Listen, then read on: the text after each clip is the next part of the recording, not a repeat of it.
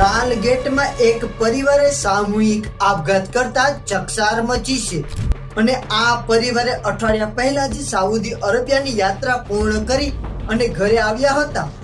તો મિત્રો, શું છે આ ઘટના અને ક્યાંની છે આ કહાની, આવો જાણીએ. તો નમસ્કાર મિત્રો, હું છું રોહિત પ્રજાપતિ. તો મિત્રો, આ ઘટના છે સુરત શહેરના લાલગેટ વિસ્તારની, જ્યાં એક જ પરિવારના 3 સભ્યોએ સામૂહિક આપઘાત કર્યો છે અને આ ઘટનામાં પતિ, પત્ની અને તેમનો કિશોર વયનો પુત્રનું કરુણ મોત નીપજ્યું છે.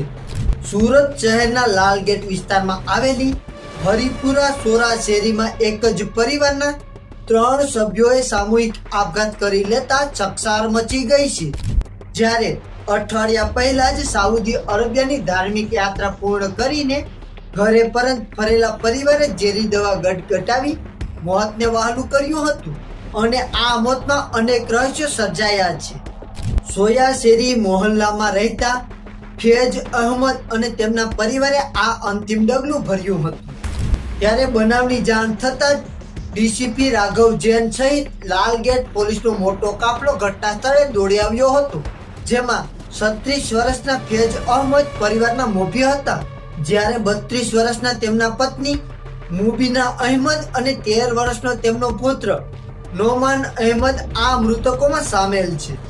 આ મૃતક પરિવાર માત્ર 7 દિવસ પહેલા જ સાઉદી અરેબિયાની યાત્રા પૂર્ણ કરીને ઘરે પાછો ફર્યો હતો, જ્યારે ઘરે મહેમાનોની અવરજવર અને ખુશીનો માહોલ હતો.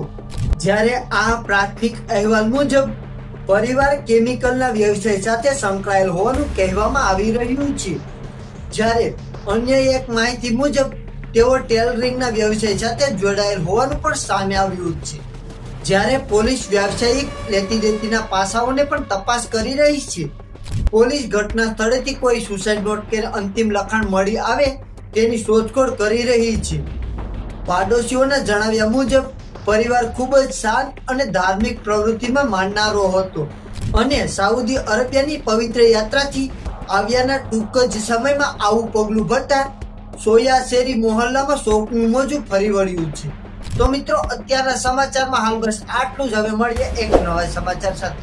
અને જો તમે અમારા આ વિડીયોમાં નવા આવ્યા હોય તો વિડીયોને લાઈક કરી અને ચેનલને સબસ્ક્રાઇબ કરી દેજો.